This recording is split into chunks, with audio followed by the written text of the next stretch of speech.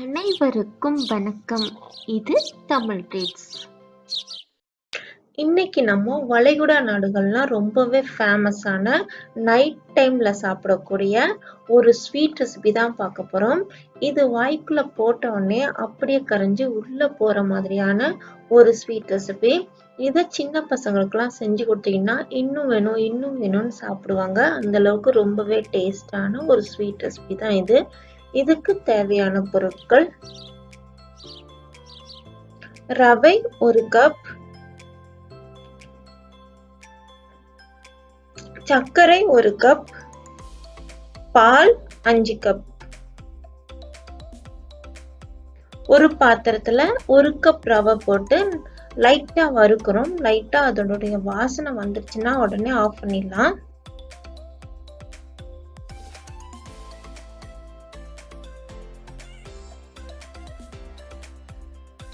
ரவையோட வாசம் வர ஸ்டார்ட் ஆனதுக்கு அப்புறம் ஸ்டவ்வை ஆஃப் பண்ணிக்கோங்க.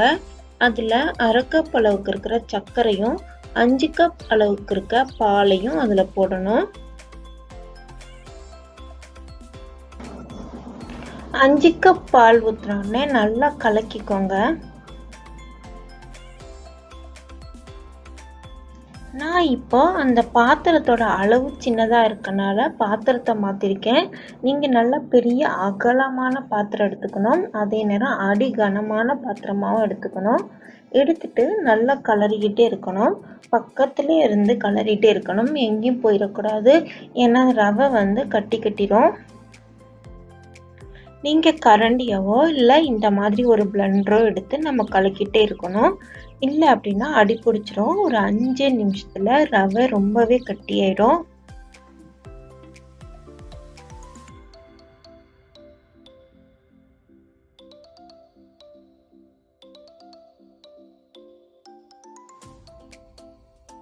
ஒரு 5 நிமிஷம் கொதிச்ச உடனே இந்த அளவுக்கு திக்காயிரும்.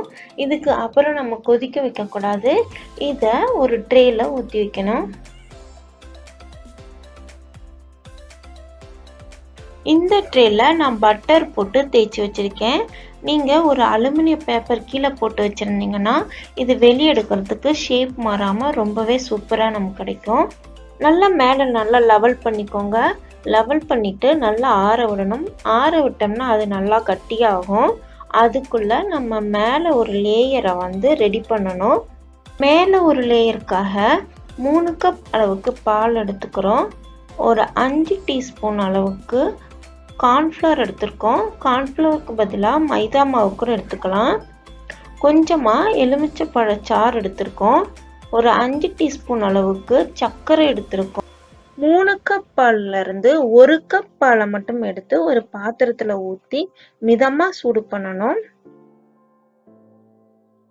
சூடு ஆனதுக்கு அப்புறம் அதில் கொஞ்சமாக எலுமிச்சை பழச்சாறு போட்டு அதை நல்லா திரிய வைக்கிறோம். பாலை திரிஞ்ச உடனே பாலை வடிகட்டணும். 5 டீஸ்பூன் அளவுக்கு இருக்கிற மைதா மாவில் பாலை கொஞ்சம் கொஞ்சமாக ஊற்றி கட்டியே இல்லாமல் கரைச்சி வச்சுக்கிறோம்.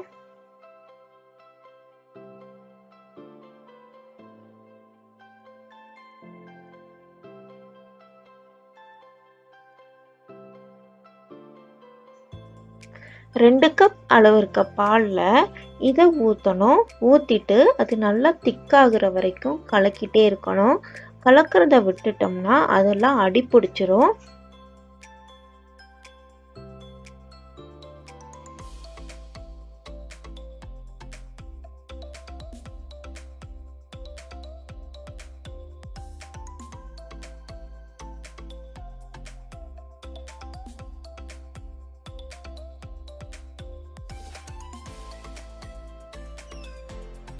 பால் திக்கான உடனே சர்க்கரையை போட்டுக்கோங்க.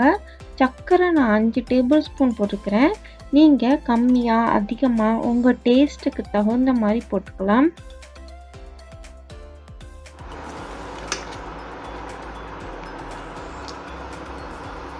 பால் இந்த மாதிரி நல்லா திக்கானதுக்கு அப்புறம் நம்ம ஏற்கனவே வடிகட்டி வச்சிருக்க திரிஞ்ச பாலை இதில் ஊற்றுறோம்.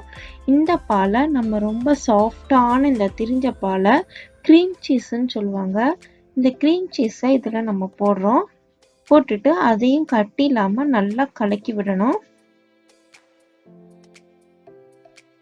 நல்லா கலக்கி விட்ட உடனே பன்னீர் ஒரு 1/4 டீஸ்பூன் அளவுக்கு ஊற்றுறோம். இது சும்மா வாசனைக்காக மட்டும்தான் ஊற்றுறோம். நம்ம ஏலக்காய் கூட நம்ம இதுக்கு பதிலாக போட்டுக்கலாம். இப்போ ரொம்ப கம்மியான தீயில ஒரு 5 நிமிஷம் அளவுக்கு நம்ம இதை சூடு பண்ணுறோம்.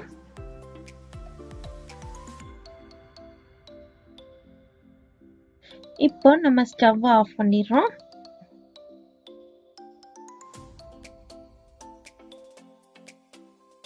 ஏற்கனவே நம்ம ஆற வச்சிருக்க ரவை மேலே இதை ஊற்றி லெவல் பண்ணுறோம். லெவல் பண்ணிட்டு நல்லா ஆற விடணும்.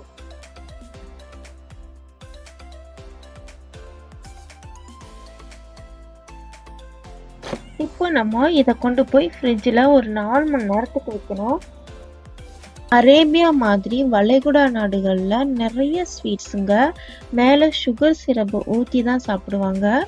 அது ஸ்வீட்டோட டேஸ்ட் இன்னும் அதிகமாகும். அது மட்டும் இல்லாமல் ரொம்பவே ஜூஸியாக இருக்கும். அது போல் நம்மளும் இப்போ சுகர் சிரப்பு ரெடி பண்ணுறோம். எலுமிச்சப்பழ ஜூஸு ஒரு 1/2 டீஸ்பூன் அளவுக்கு எடுத்துக்கிறோம். ரோஸ் வாட்டர் ஒரு 1/4 டீஸ்பூன் அளவுக்கு எடுத்துக்கிறோம். 1/2 கப் அளவுக்கு சர்க்கரை எடுத்துக்கிறோம். சர்க்கரைக்கு ஈக்குவலாக 1/2 கப் அளவுக்கு தண்ணி எடுத்துக்கிறோம். சர்க்கரையும் தண்ணியையும் ஒரு பாத்திரத்தில் ஊற்றிக்கணும். ஊற்றிட்டு அதை ஒரு 5 நிமிஷம் அளவுக்கு நல்லா சூடு பண்ணணும்.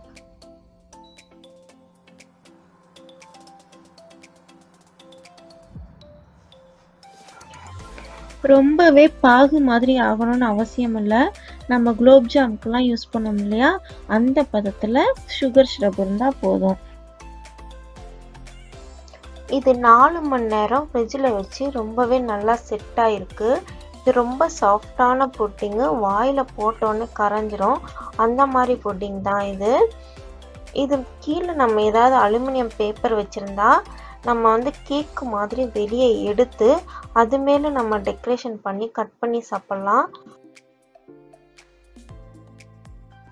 இப்போ நான் இது மேலே டெக்கரேஷன் பண்ணுறதுக்காக டெசிகேட்டட் கோகோனட்டு, அதாவது தேங்காய் பொடி, அதுக்கப்புறம் முந்திரி, பிஸ்தா இதெல்லாம் யூஸ் பண்ணி நான் இதை டெக்கரேஷன் பண்ணுறேன். உங்களுக்கு பிடிச்ச நட்ஸ் எல்லாம் இதை யூஸ் பண்ணி டெக்கரேஷன் பண்ணிக்கலாம்.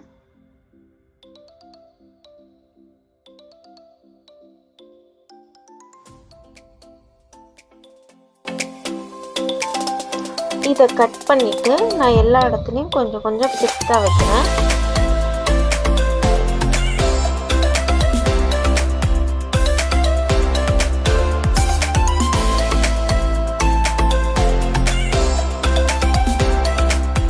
ரொம்பவே சாஃப்டான புட்டிங், அதனால் எடுக்கும்போது ரொம்ப கேர்ஃபுல்லாக மெதுவாக எடுத்து நம்ம சர்வீசிங் பிளேட்டில் வைக்கணும்.